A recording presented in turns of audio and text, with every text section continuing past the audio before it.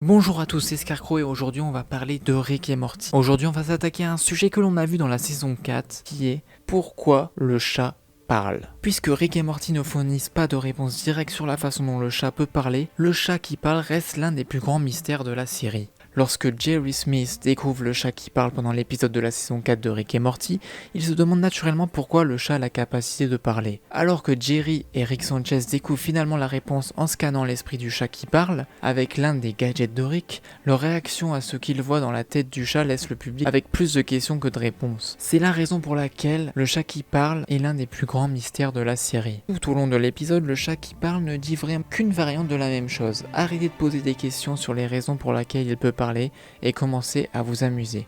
Convaincu par la philosophie de juste s'amuser, Jerry se rend en Floride avec lui, un endroit où le chat prétend que les gens font la fête et ne se posent pas de questions. Mais Rick a de plus en plus de soupçons sur le chat en le rencontrant. Piégeant le chat qui parle dans une boîte d'énergie, Rick scrute l'esprit du chat et observe ses souvenirs à travers une paire de lunettes. Malgré les protestations du chat selon laquelle il peut parler simplement parce qu'il vient de l'espace, alors que le public n'entend que des cris, Rick et Jerry regardent les expériences graphiques du chat, ce qui fait vomir Jerry et Rick envisagent de se suicider. Bien que le mystère ne soit jamais résolu et ne le sera probablement jamais, il y a une certaine importance au fait que le chat qui parle est un chat en premier lieu.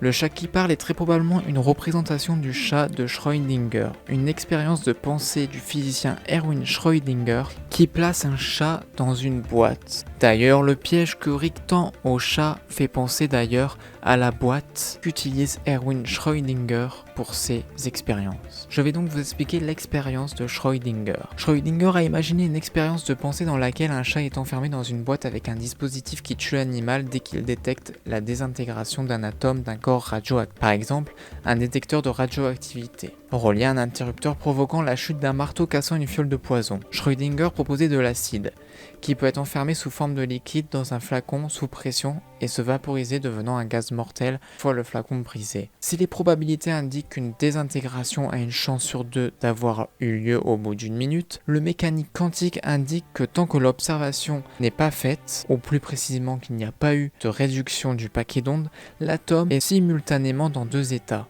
intact et désintégré. Or, le mécanisme imaginé par Erwin Schrödinger liait l'état du chat, mort ou vivant, à l'état de particules radioactives de sorte que le chat serait simultanément dans deux états, l'état de mort et l'état vivant. Jusqu'à que l'ouverture de la boîte, l'observation, déclenche le choix entre les deux états. Du coup, il est impossible de dire si le chat est mort ou non au bout d'une minute. Les difficultés principales tiennent donc sur le fait que si l'on est généralement prêt à accepter ce genre de situation pour une particule, l'esprit refuse d'accepter finalement une situation qui semble aussi peu naturelle quand il s'agit d'un sujet plus familier comme un chat.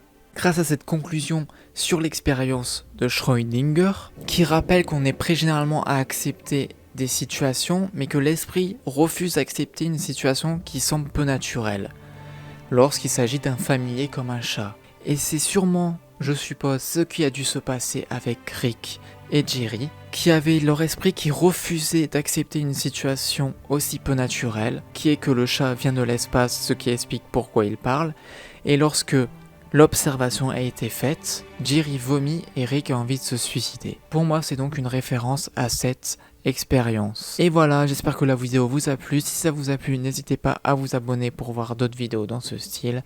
Je vous dis à la prochaine, c'était Scarecrow, bye bye.